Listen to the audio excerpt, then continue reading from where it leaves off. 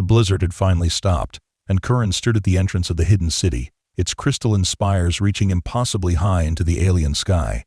The fox-like creature that had led him here chittered excitedly, its 6 eyes glowing with an intelligence that Kiran had once mistaken for simple animal instinct. As the massive doors began to slide open, revealing technology beyond human understanding, Kiran remembered that night 5 years ago, when he'd found the creature half frozen in the snow. Never imagining that this small act of compassion would lead him to discover the greatest secret in human exploration history. Before we carry on, please hit the subscribe button and let me know where you are watching from in the comments. On the ice planet Novus Glacis, survival wasn't just difficult, it was an art form. The human outposts clung to the edges of the habitable zones, but Kiran Frost chose a different path. He was a nomad, one of the few who dared to traverse the frozen wastes between settlements, carrying messages and goods that couldn't be trusted to digital transmission. In a world where technology frequently succumbed to the extreme cold, sometimes the only reliable courier was a human with enough determination to cross the deadly terrain. Kiran's sled cut across the pristine snow, the specialized runners designed to minimize friction while maximizing stability. The 6-legged beasts pulling it, genetically modified creatures called tundra striders, were breathing heavily, their exhalations forming thick clouds of vapor in the frigid air. They had been traveling for 16 hours straight, and even these hardy animals had their limits. Just a little further, Kiran muttered, more to himself than to the striders. His voice was muffled by the thermal mask covering the lower half of his face. According to his navigational equipment, there was a sheltered valley ahead where they could camp for the night. It wouldn't provide much protection if a real storm hit, but it would be enough to get a few hours of rest before continuing their journey to Outpost Theta. The delivery he carried was important. Medical supplies that couldn't be synthesized at the smaller outposts. The larger settlements had advanced fabrication facilities, but places like Theta relied on couriers like Kiran. He'd been making this run for 3 years now, ever since he'd left the crowded confines of New Anchorage seeking something he couldn't quite define. Freedom, perhaps. Or maybe just the quiet that came with being alone on the ice. A gust of wind slammed into him, momentarily disorienting both Kiran and the striders. He squinted through his goggles, trying to get his bearings. Something was wrong. The wind wasn't supposed to be coming from that direction. He pulled out his weather monitor, and his stomach dropped at what he saw. A massive storm system was forming, much faster than the meteorological models had predicted. They weren't going to make it to the valley before it hit. "Change of plans," he called to the striders, pulling on the reins to adjust their course. There was a formation of ice caves, not far from their position. It wouldn't be comfortable, but it would keep them alive. The wind was picking up rapidly now, the first tendrils of the blizzard reaching them. Visibility decreased by the minute as snow began to fall, first lightly, then in thick sheets that obscured everything more than a few meters away. Kiran relied on his instruments now, trusting the technology to guide him where his eyes could not. When the outlines of the ice caves finally appeared through the whiteout conditions, Kiran felt a surge of relief. He guided the striders toward the largest opening, slowing as they approached. The entrance was just wide enough to accommodate the sled, and as they moved inside, the sudden absence of the howling wind was almost disorienting. The cave extended deeper than he had expected, twisting and turning until it opened into a larger chamber. Kiran activated his portable heater and began setting up camp with practiced efficiency. The striders settled down gratefully, their thick fur providing natural insulation against the cold. Kiran checked his supplies, did a quick calculation, and nodded to himself. They had enough food and fuel to wait out even a prolonged storm. With the immediate necessities taken care of, Kiran allowed himself to explore the cave a little further. His headlamp cut through the darkness, revealing ice formations that glittered like gemstones. The cave network appeared extensive, with multiple passages branching off from the main chamber. A strange sound caught his attention, something that didn't belong in the natural symphony of creaking ice and distant wind. It was a faint, high-pitched whine, almost like the cry of an injured animal. Curiosity piqued, Kiran followed the sound down one of the narrower passages. The tunnel opened into a smaller cavern, and Kiran's light immediately caught on something out of place against the blue-eyed ice. Something red and furry, about the size of a Terran fox, lay curled in a tight ball in the corner of the cave. The creature was shivering violently. Kiran approached cautiously. No terrestrial animals had been successfully introduced to Novus Glacis. The planet's ecosystem was entirely alien.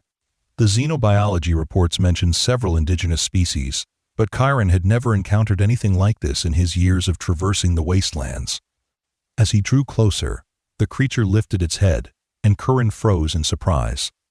6 eyes, arranged in 2 neat triangular patterns on either side of its narrow face, stared back at him. They glowed with a faint bioluminescence, casting eerie blue light across its features. Its muzzle was longer and more pointed than an earth fox, and its ears, 3 on each side, swiveled independently toward him. The creature made that strange whining sound again, and Kiran noticed that one of its 6 legs appeared to be injured, twisted at an unnatural angle. It was clearly in pain and suffering from exposure. Despite being covered in russet fur, the creature wasn't built for the extreme cold of a Novus Glacis blizzard. Kiran's first instinct was caution. Unknown alien life forms could carry pathogens dangerous to humans, or might themselves be dangerous. But as the creature's eyes met his, Kiran saw intelligence there, and something else that transcended species barriers. Fear. "Hey there," Kiran said softly, crouching down to appear less threatening. "You're not looking too good, are you?" The creature's ears perked up at the sound of his voice, and it made a chirping noise that somehow conveyed curiosity despite being utterly alien. "I don't know what you are or how you got in here," Kiran continued, "but you look like you could use some help." Slowly, Kiran removed his outer glove and extended his hand, palm up. The creature watched him warily but didn't retreat. After a moment of hesitation, it stretched its neck forward and sniffed at his fingers. Its nose was cold and wet, surprisingly similar to an earth mammal's. Taking this as a positive sign, Kiran gradually moved closer. "I'm going to pick you up now, okay? I've got food and heat back at my camp." The creature tensed as Kiran slid his hands beneath its body, but it didn't struggle or bite. It weighed less than he expected, perhaps 5 or 6 pounds. As he lifted it, he could feel its rapid heartbeat and the unnatural chill of its body. Whatever this creature was, it was dangerously close to freezing to death. Back at his camp, Kiran gently placed the alien fox near his portable heater and wrapped it in one of his thermal blankets. The striders watched curiously, but showed no sign of aggression or fear toward the newcomer. Kiran prepared a small portion of his emergency rations, unsure if the creature could even digest human food, but unwilling to watch it starve.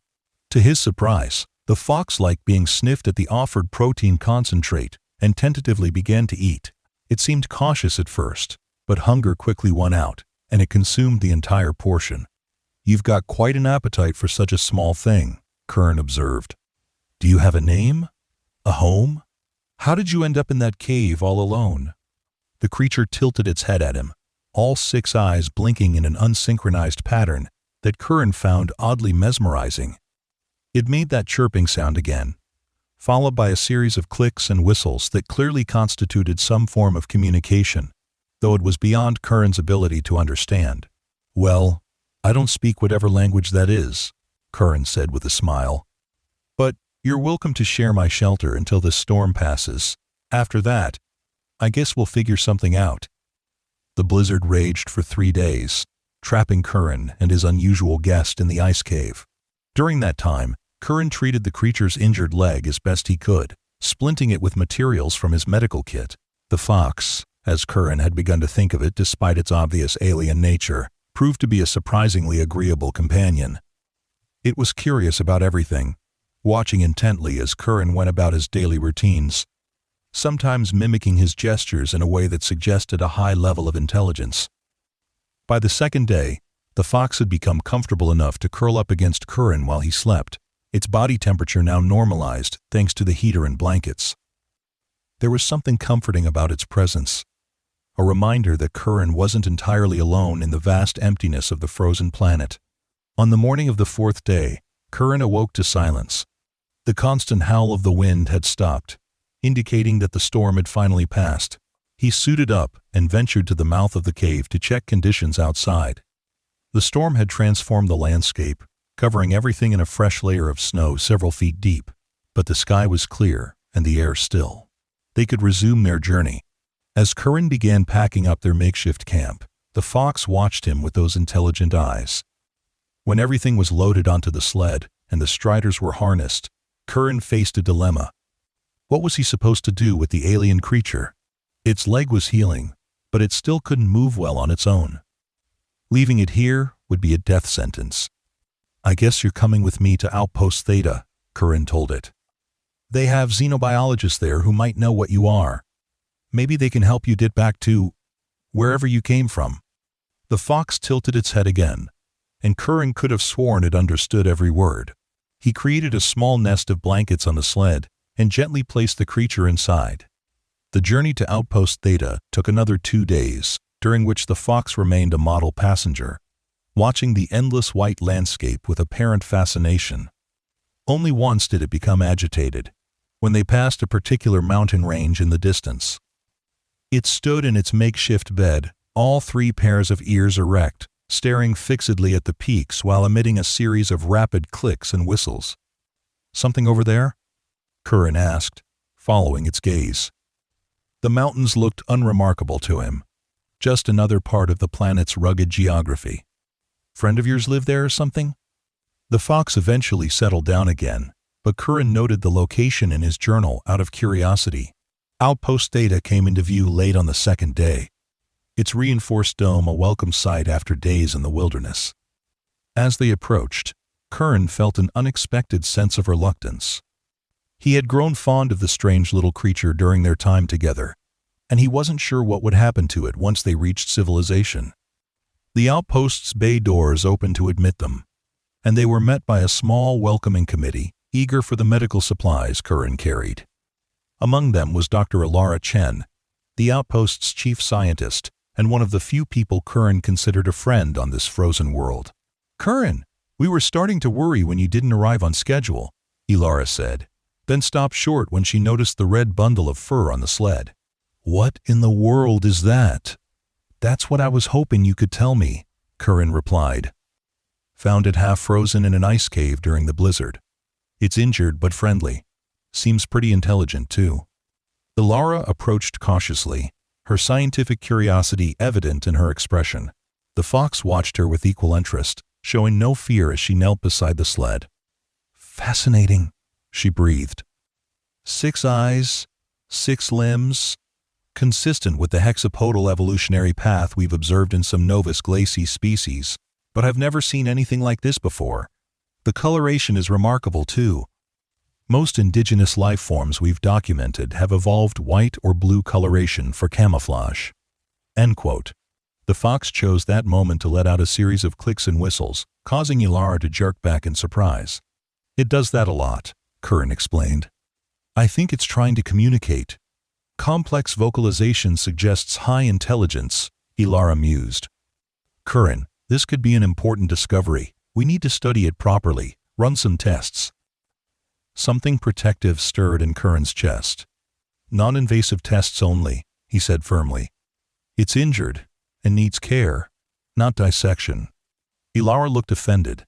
"Of course, we're scientists, not monsters. I just want to understand what we're dealing with here. If it's as intelligent as you suggest, it could change our understanding of this planet entirely."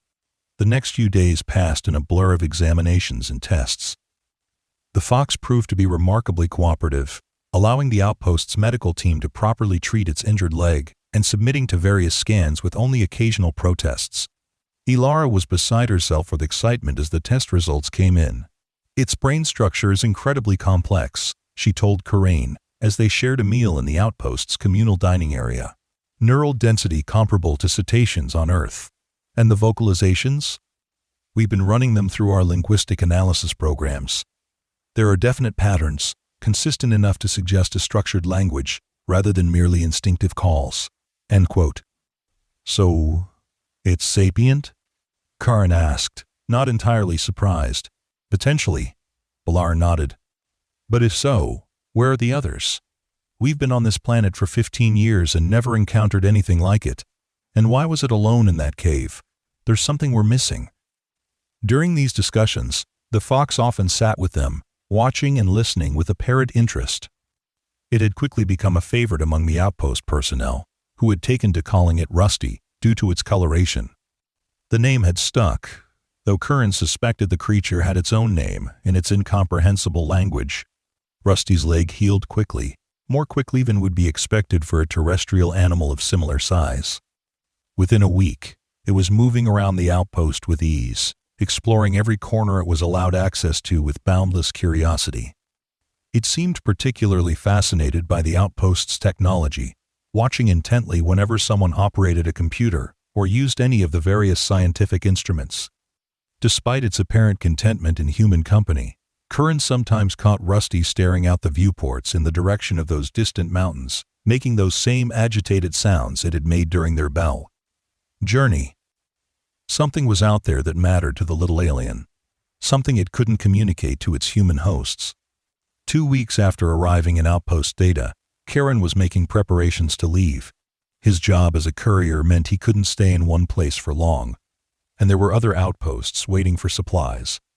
He found Rusty in Ilara's lab, perched on a console and watching as the scientist worked on analyzing some data. "I'm heading out tomorrow," Kiran told them both. "Ilara, will you take care of Rusty while I'm gone?" Ilara looked up from her work. "Actually, I've been meaning to talk to you about that. The outpost administrator has been communicating with headquarters about our discovery. They want us to send Rusty to the main research facility at New Bez, Anchorage, for more comprehensive study." Kiran frowned. "Is that necessary? Rusty seems happy here." "It's not just about happiness, Kiran. This could be the first contact with an intelligent alien species. That's bigger than all of us. The facilities at New Anchorage are much better equipped for this kind of research." Before Kiran could respond, Rusty jumped down from the console and scampered over to him, rubbing against his legs in a gesture reminiscent of an earth cat. It looked up at him with those 6 luminescent eyes and made a soft trilling sound that somehow conveyed affection. "I think Rusty has made its preference clear," Kiran said, reaching down to stroke the alien's fur. "What if it comes with me instead? I'm heading to Outpost Gamma next, then circling back this way in about a month. By then, maybe you'll have made more progress with understanding its language." Ilara hesitated, clearly torn between scientific protocol and her own growing attachment to the unique creature. "I suppose that would be acceptable," she finally conceded. "Rusty does seem bonded to you, and forcing a separation might cause undue stress. Just promise to bring it back here before heading to New Anchorage, and take good care of our little xenobiological marvel." "Of course," Kiran agreed, relief washing over him. He wasn't ready to say goodbye to his unusual friend just yet. The next morning, with Rusty nestled comfortably on the sled among the supply crates, Kiran set out for Outpost Gamma. The journey would take them past those same mountains that had so interested the alien fox, and Kiran found himself curious about what might lie in that direction. As they approached the mountain range on the second day of their journey, Rusty became increasingly animated. It stood at the front of the sled, ears erect, and all 6 eyes fixed on the distant peaks. The vocalizations it made now were different from anything Kiran had heard before, almost like a song, complex and haunting. Kiran slewed the striders, studying both the mountains and his alien companion. "Is that where you're from, Rusty? Is that home?" Rusty looked back at him, then deliberately placed one 6-fingered paw on Kiran's hand where it rested on the sled's control panel. The gesture seemed significant somehow, almost like an invitation. "You want me to go there?" Kiran asked, knowing he couldn't understand any answer Rusty might give, but asking anyway. The alien fox made a sharp affirmative sound and pointed its muzzle toward the mountains again. Kiran checked his navigation equipment. The mountain range wasn't on his planned route, but it wasn't too far out of the way either. The weather was stable for now, and they had ample supplies. Curiosity won out over caution. "All right, let's see what's so interesting about those mountains of yours," Kiran said, adjusting their course. As they drew closer to the mountains, Kiran began to notice oddities in the landscape. What had appeared from a distance to be natural formations revealed themselves, upon closer inspection, to be too regular, too symmetrical. There were patterns in the arrangement of certain rock formations, patterns that didn't occur in nature. "Are those ruins?" Kiran murmured, half to himself and half to Rusty.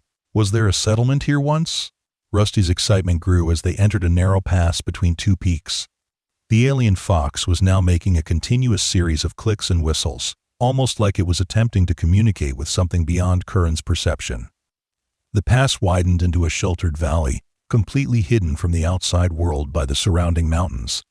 Curran stopped the sled, staring in astonishment at what lay before them. The valley floor was dotted with structures unlike anything human colonists had built on Novus Glacis. They were low, dome-like buildings, made of a material that seemed to shimmer with an inner light, connected by raised pathways that resembled frozen rivers in the afternoon sun. But the structures showed signs of extreme age and abandonment. Some had partially collapsed, and all were covered in ice and snow, as though they had been deserted for centuries. "What is this place?" Curran whispered, awe and confusion mingling in his voice. Rusty jumped down from the sled and began moving toward the abandoned settlement with purpose. It stopped and looked back at Curran, clearly wanting him to follow. Curran secured the striders, making sure they were comfortable and had access to food, then grabbed his emergency pack and followed the alien fox into the ruins. As they walked through what must have once been streets, Curran felt a growing sense of wonder. This was no primitive settlement. Whatever had built this place had possessed technology, at least on par with human capabilities, possibly exceeding them. Rusty led him to one of the larger structures at the center of the settlement. Unlike the others, this building appeared to be in better condition, its dome largely intact. The entrance was partially blocked by ice, but Rusty squeezed through a gap without hesitation. After a moment's consideration, Kiran activated his plasma torch and widened the opening enough to follow. Inside, the building was dark, except for the beam of Curran's headlamp and the faint glow from Rusty's eyes. The interior space was vast and circular, with what appeared to be control panels or workstations arranged around a central platform. Everything was covered in a fine layer of ice crystals that sparkled in the light. Rusty scampered to one of the panels and looked expectantly at Curran, then at the panel, then back at Curran. "You want me to do something with this?" Curran asked, approaching cautiously. The panel was unlike any human technology he'd seen, with no obvious buttons or screens, just smooth surfaces with embedded geometric patterns. Rusty made an affirmative sound and placed one paw on a particular section of the panel. Nothing happened. The fox looked frustrated, then pointed at Curran's hand. "You want me to touch it?" Curran asked, hesitant. "Are you sure that's a good idea?" Rusty's response was another series of clicks and whistles that sounded distinctly impatient. Taking a deep breath, Kiran removed his glove and placed his bare hand on the panel where Rusty had indicated. For a moment, nothing happened. Then the geometric patterns began to glow with a soft blue light, and the entire room hung to life around them.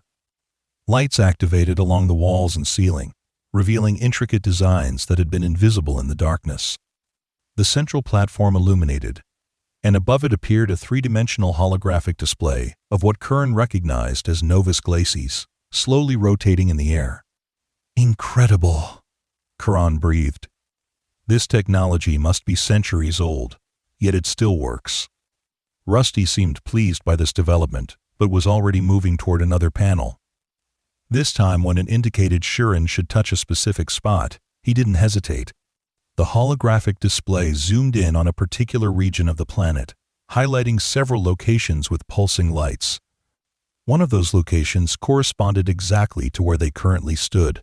A sudden sound made Kiran turn. Part of the wall was sliding away, revealing a hidden chamber. Inside, arranged in neat rows, were dozens of transparent pods, each about the size of a human coffin. Most were empty, but a few contained shapes that Kiran couldn't make out clearly from a distance. Rusty was already halfway to the chamber, making those singing vocalizations again. Kiran followed, his scientific curiosity overcoming his caution. As he approached the occupied pods, he realized what they contained. More creatures like Rusty, but in a state of suspended animation, their 6 eyes closed and their bodies perfectly still. "Your people," Kiran said softly. "This is what you've been trying to lead me to all along." Rusty stood before one particular pod, its paw pressed against the transparent surface. Inside, was a fox-like creature, nearly identical to Rusty, though slightly larger, and with silver markings among the russet fur.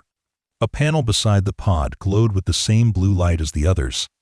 Understanding what was expected of him now, Kiran placed his hand on it. The pod hummed, and then began to open, a mist of cold air escaping as the top slid away. For a moment, the creature inside remained motionless. Then its eyes opened, all six illuminating with that same bioluminescent blue. It sat up slowly, looking first at Rusty, then at Kiran. The two aliens touched noses in what was clearly a greeting between their kind, and then engaged in a rapid exchange of clicks, whistles, and trills. Kiran stood awkwardly to one side, feeling like an intruder in a reunion between family members. After a few minutes of conversation, both alien foxes turned to face him.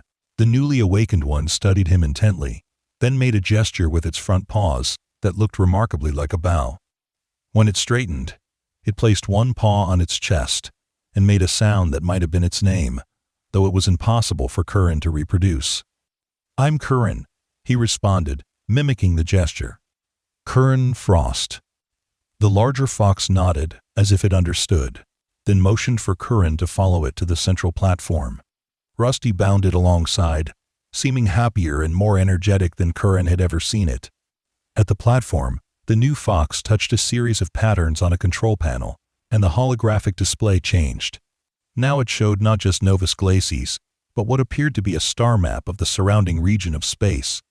One particular star was highlighted, and beside it appeared complex symbols that Kiran assumed was writing in the alien's language.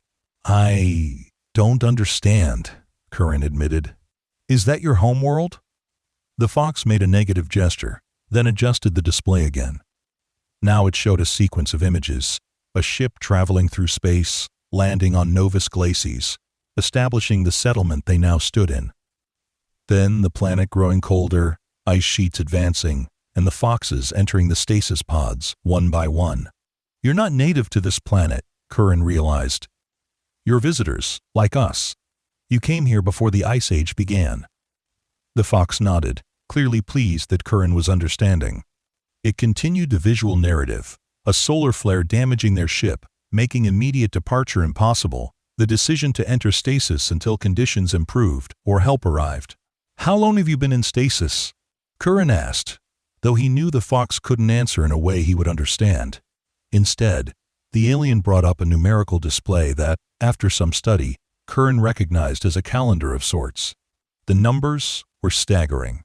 If he was interpreting them correctly, these beings had been in suspended animation for nearly 10,000 years.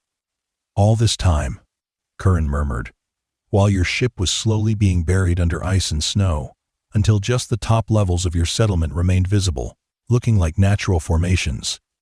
The fox made an affirmative sound, then pointed to Rusty and played the next sequence in its visual story.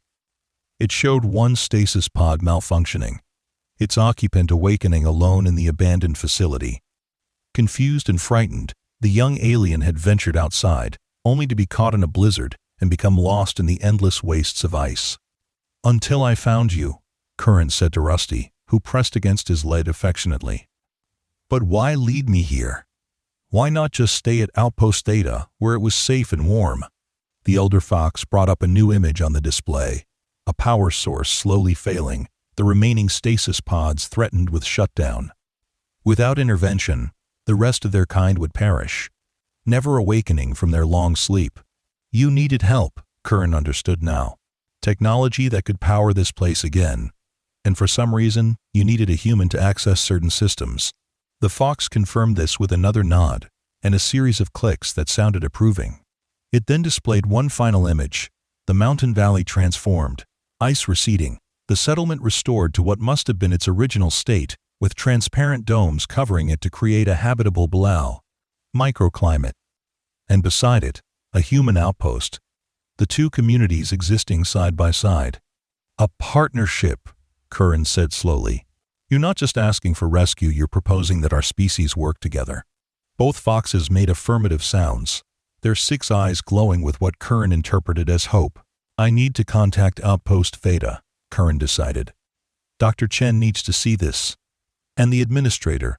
This changes everything we thought we knew about Novus Glacis." Over the next few days, the ice cave settlement became a hive of activity. Ilara arrived with a team of scientists and engineers, their initial skepticism quickly giving way to excitement as they realized the significance of what Kiran had discovered. The remaining stasis pods were stabilized using power sources from the human outpost, and one by one, the alien foxes were awakened. Each new arrival added to the collective knowledge about these beings, whom Ilara had tentatively classified as Vulpinians based on their resemblance to Earth foxes. Their true name for themselves was unpronounceable by human vocal cords, a complex set of harmonic tones that the translation software was still struggling to approximate. It became clear that they possessed technology far in advance of humanity in certain areas, particularly in the fields of sustainable energy, environmental engineering, and biotechnology. Their ship, buried deep beneath the ice, contained databases of scientific knowledge that would take human researchers decades to fully explore and understand. In return, humans offered immediate assistance with repairing the Vulpinians' failing systems and shared their advances in space travel and communications technology, areas where human innovation had followed different paths than the aliens' own development. As the days turned into weeks, a true collaboration began to take shape. The administrators at New Anchorage, initially alarmed by the discovery of an advanced alien civilization in their midst, gradually came to see the potential benefits of cooperation. Plans were drawn up for a joint settlement, combining the best of both species' architectural and technological capabilities. Through it all, Kiran found himself in the unique position of bridge between the two groups. The Vulpinians, particularly Rusty and the elder who had first awakened, whom Kiran had taken to calling Silver for its distinctive markings, seemed to trust him implicitly. And while Kiran had never been particularly social among his own kind, he found himself suddenly thrust into the role of diplomat and cultural interpreter. Ilara's team made rapid progress with the translation software, and within a month, basic communication between humans and Vulpinians was possible through electronic intermediaries. The first formal conversation between Silver and the outpost administrator was broadcast throughout the human settlements on Novus Glacis and back to Earth itself. It was during this historic dialogue that Kiran learned why his touch had been necessary to activate the Vulpinian systems.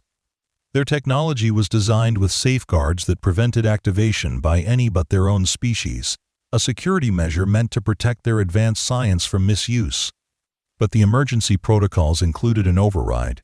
If a being demonstrated compassion by saving one of their kind at risk to themselves, that being was deemed worthy of trust. "You saved Rusty during a blizzard," Silver explained through the translator.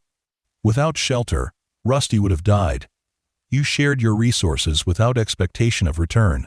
Such actions revealed your nature. Our systems recognized this when they scanned your neural patterns through physical contact." Con. So all that time Rusty was leading me here, it wasn't just seeking help for its people, Kiran realized. It was bringing me specifically because I had passed some kind of moral test. "Yes," Silver confirmed. "Not all beings are worthy of the knowledge we carry. History has taught us caution. But caution must be balanced with hope, or isolation becomes extinction." As the joint settlement took shape over the following months, the Hidden Valley transformed. Vulpinian environmental technology created a microclimate within the mountain basin, allowing plants native to their homeworld to flourish alongside adapted Earth species.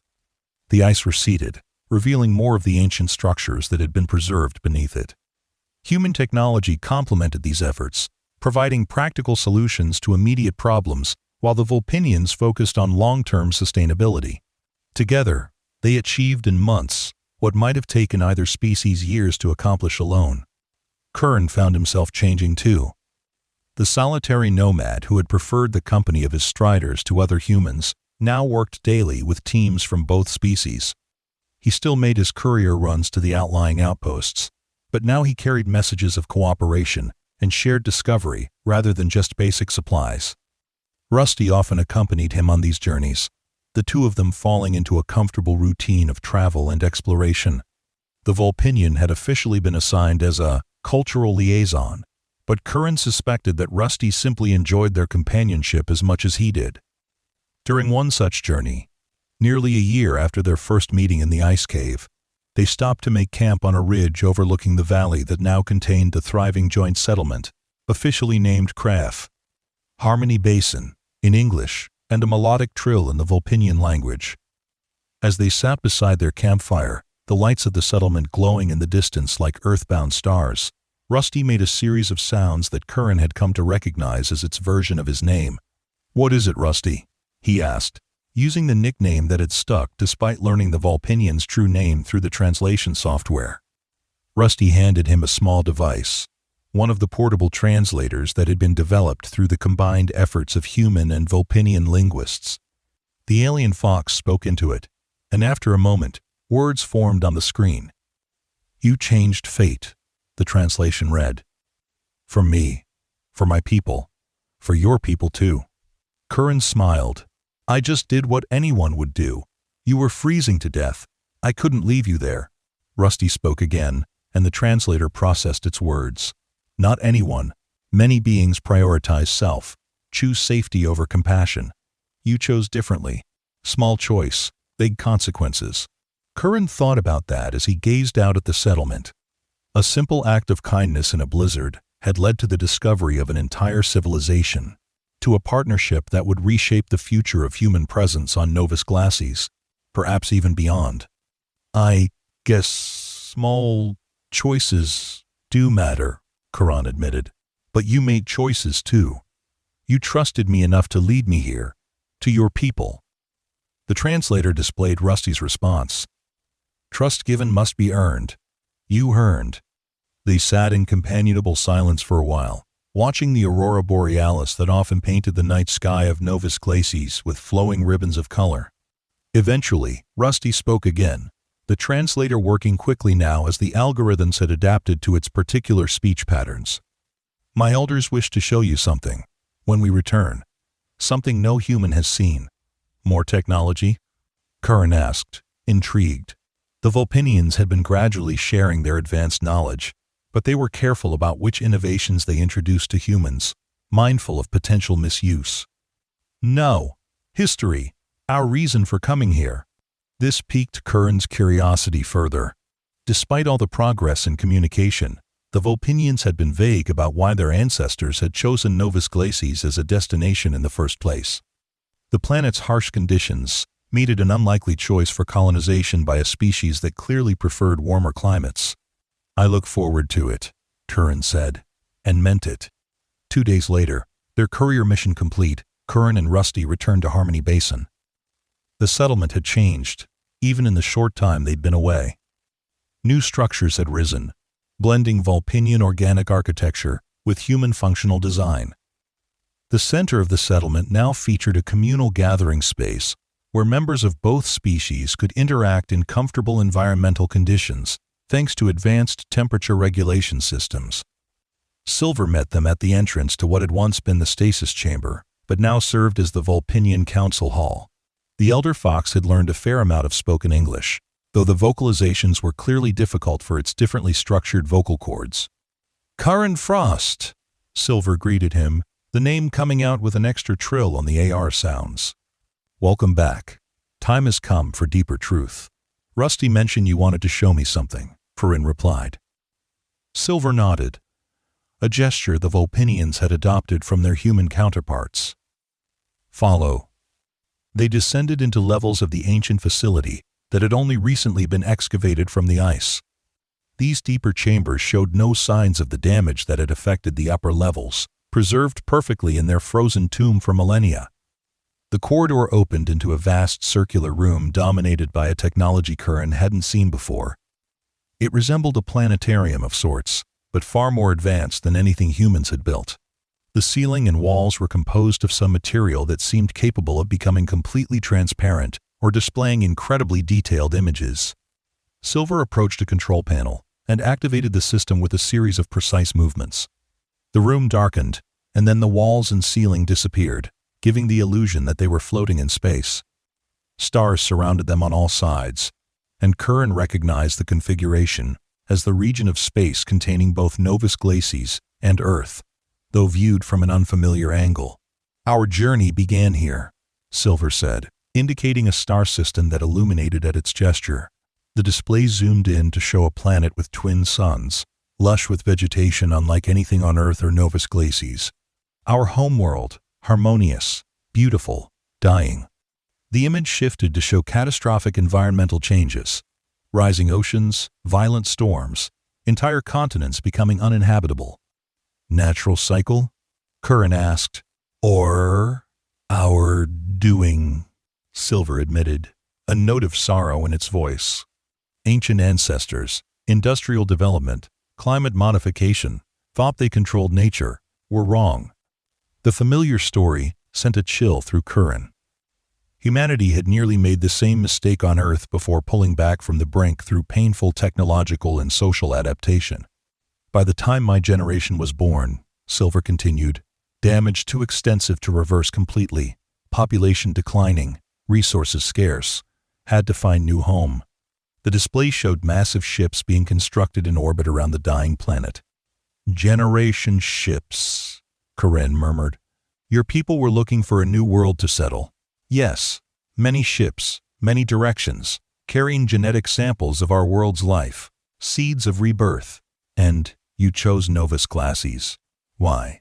It's so cold compared to your homeworld. Silver made a gesture and the display changed again, showing Novus Glacies as it must have been 10,000 years ago. To Kiran's shock, the planet looked completely different. Instead of the ice-covered world he knew, it showed vast oceans and green continents, with climate patterns not dissimilar to Earth. Not always frozen, Silver explained. When we arrived, planted in warm cycle, like Earth, suitable for terraforming to match homeworld conditions. What happened? Kiran asked, though he was beginning to suspect the answer. Solar fluctuation, unpredicted. Star entering cooling phase. Planet began to freeze, too quickly for adaptation. Ship damaged in attempt to leave. No choice but stasis. Hope for rescue or planetary. Warming cycle. The display showed the rapid advance of the ice sheets, the Vulpinian settlement gradually being engulfed until only the highest structures remained visible above the frozen landscape. 10,000 years, Kiran said softly. A long time to wait.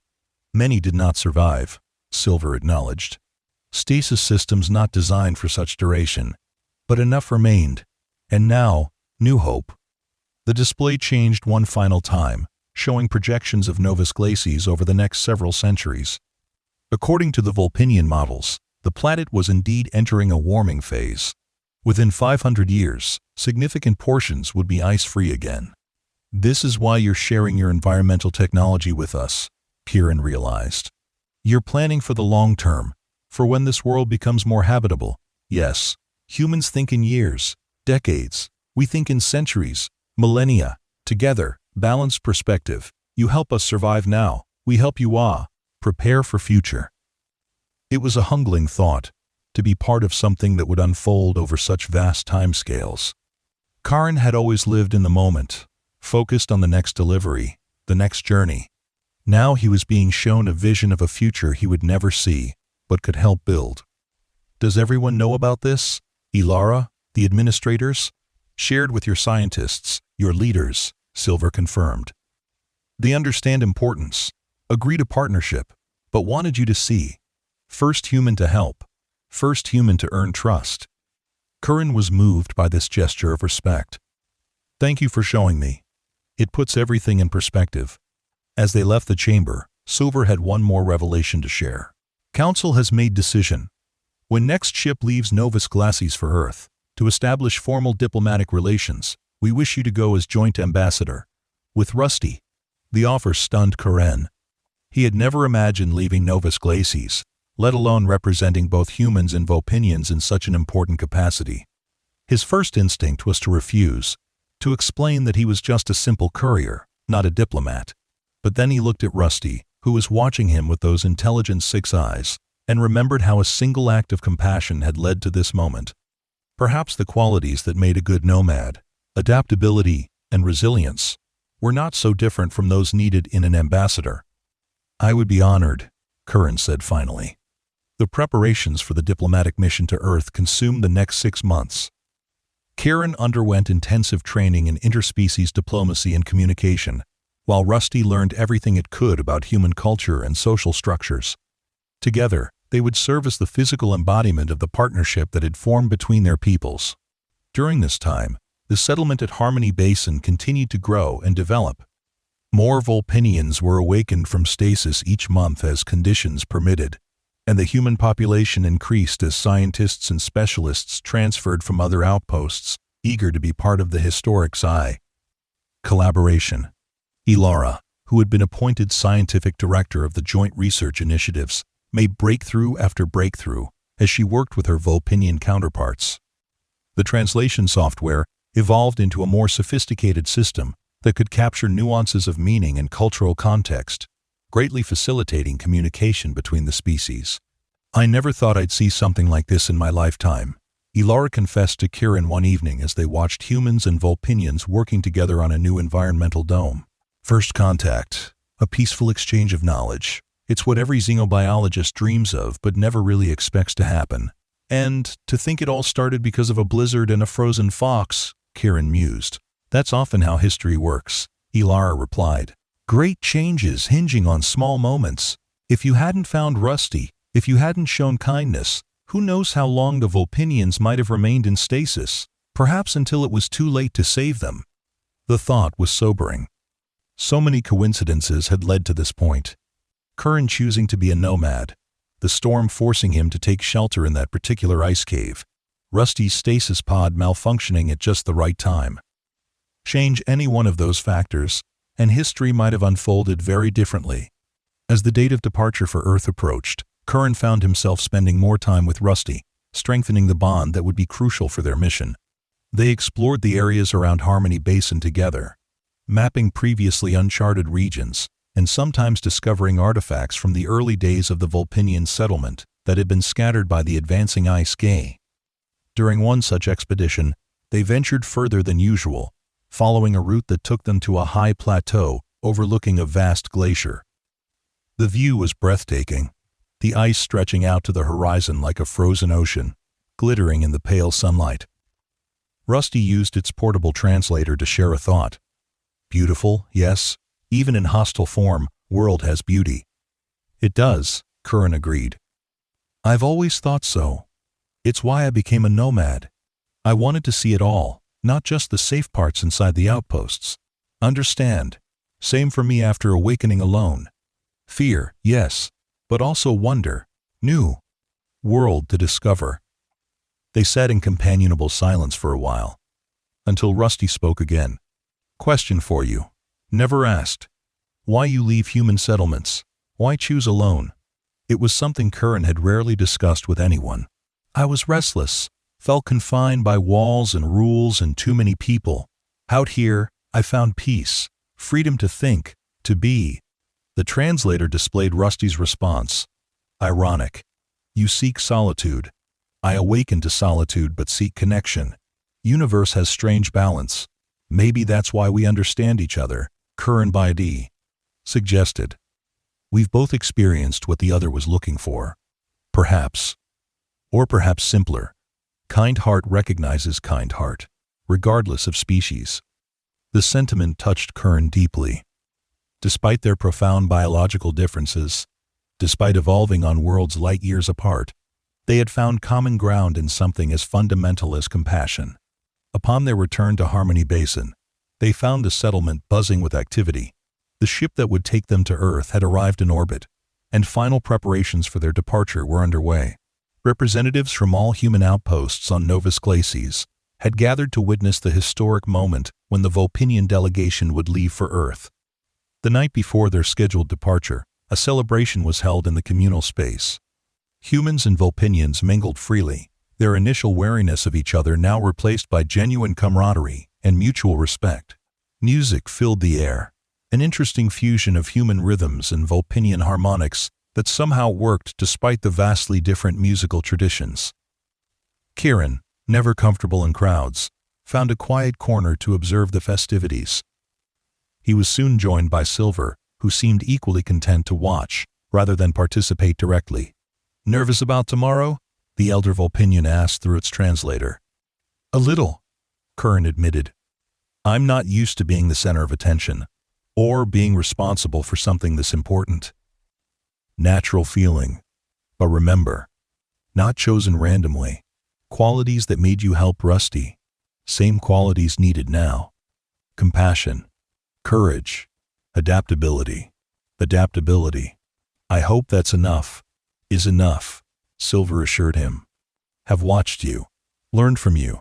You bridge worlds without even trying. Natural gift.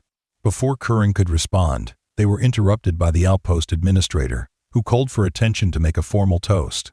To new beginnings, the administrator proclaimed, raising a glass.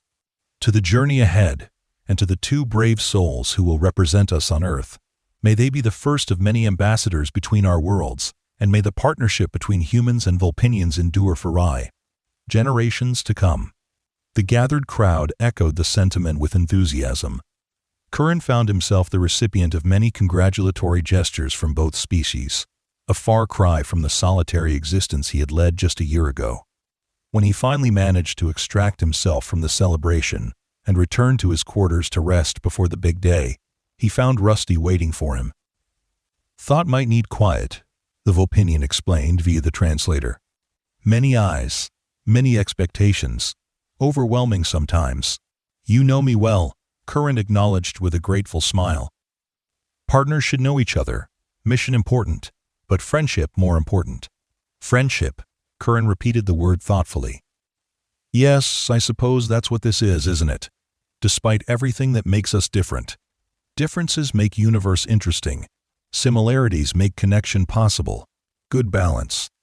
As Kiran prepared for sleep, his mind was filled with thoughts of the journey ahead. Earth, a planet he had left behind years ago without much regret. Now he would return as something he never expected to be. An ambassador. A representative of not just humanity, but of a partnership between two intelligent species. The next morning dawned clear and cold. Typical weather for Novus Glacies, even in its warmer regions. The shuttle that would take them to the orbiting ship waited on the landing pad, its sleek form a stark contrast to the blended architecture of Harmony Basin. A large crowd had gathered to see them off. Kiran spotted Ilara among them, along with many of the scientists and engineers he had worked with over the past months. Even his old striders were present, now cared for by another courier who had taken over Kiran's former routes. Silver approached as Kiran and Rusty prepared to board the shuttle. The elder Vulpinian carried a small, intricately designed box. Gift for journey, Silver said, offering the box to Kiran. Ancient tradition, symbol of trust and hope. Kiran accepted the box carefully. Inside was a crystal unlike any he had seen before, with what appeared to be a living light swirling within its facets. Memory crystal, Silver explained. Contains images of homeworld, stories of our people, for times when connection needed. Reminder of why we build bridges between different worlds. Deeply moved by the gesture, Kiran tucked the crystal safely into his travel pack. I'll treasure it, and I promise to do everything I can to ensure Earth welcomes the Vulpinian delegation with open arms. Know you will, Silver assured him. Go with confidence. Return with good news. The final goodbye said, Kiran and Rusty boarded the shuttle. As they strapped into their seats, Rusty used the translator one more time before they began the ascent. Full circle now, the message read. You shelter me in storm. I lead you to my people. Together, we shelter both peoples from uncertain future. When you put it that way, Kiran replied, it sounds almost like destiny. Destiny, chance, choice, all threads in same tapestry. Pattern becomes clear only with time and distance. The shuttle engines engaged, and they began their ascent through the atmosphere of Novus Glacies. Kiran watched through the viewport as Harmony Basin receded beneath them, becoming a small point of light in the vast white landscape. Soon the curvature of the planet became visible, then the entire frozen world as they approached the orbiting ship. Looking at Novus Glacies from space, Kiran thought about how his perception of the planet had changed. What he had once seen as a hostile environment to be endured was now a world of possibility and promise. The ice that had imprisoned the Vulpinians for millennia would one day recede, revealing a planet transformed. And humans would be there alongside their alien allies, building something new together. As the shuttle docked with the earthbound ship, Kiran felt a sense of purpose, unlike anything he had experienced before. The solitary nomad had found his place not in isolation, but in connection, serving as a bridge between worlds. The journey to Earth would take several months, even with the advanced propulsion systems of the human colony ship. During that time, Kiran and Rusty would continue to prepare for their diplomatic mission, refining their understanding of each other's cultures, and developing strategies for presenting the Vulpinian-human partnership the most favorable light. But for now, as they settled into their quarters aboard the ship, Kiran took a moment to reflect on the incredible chain of events that had led to this point. A frozen alien fox in a blizzard. A hidden city beneath the ice. A friendship that transcended species barriers. And now, a journey to Earth as ambassadors of a new era of cooperation. "What are you thinking?" Rusty asked through the translator, noticing Kiran's contemplative mood. Kiran smiled at his alien friend. "I'm thinking that sometimes, the greatest adventures begin with the simplest acts of kindness." Rusty's 6 eyes glowed with understanding as the ship's engines engaged, propelling them away from Novus Glacis and toward a future neither of them could have imagined when they first met in that ice cave during a blizzard. One offering shelter, the other acceptance, both forever changed by the fall. Encounter. As Earth grew closer with each passing day, Kiran found himself less concerned with the diplomatic challenges ahead and more focused on the fundamental truth that had brought them this far. Different as they were, humans and Vulpinians had found common ground in their capacity for compassion, curiosity, and cooperation. That shared foundation would serve as the bedrock for whatever lay ahead, a testament to what could be achieved when beings from different worlds chose connection over isolation, understanding over fear. The story of Novus Glacis was still being written, its future unfolding across timescales that would span generations of both species. But Kiran and Rusty had helped write the first chapter of that shared narrative, a chapter that began not with grand pronouncements or historic treaties, but with a simple act of kindness during a blizzard on a frozen brat. World far from home. And as they journeyed toward Earth, carrying with them the hopes of 2 civilizations, they did so with the confidence that comes from knowing even the smallest light can illuminate the darkest night, even the simplest gesture can bridge the greatest distance, and even the most unexpected friendship can change the course of history.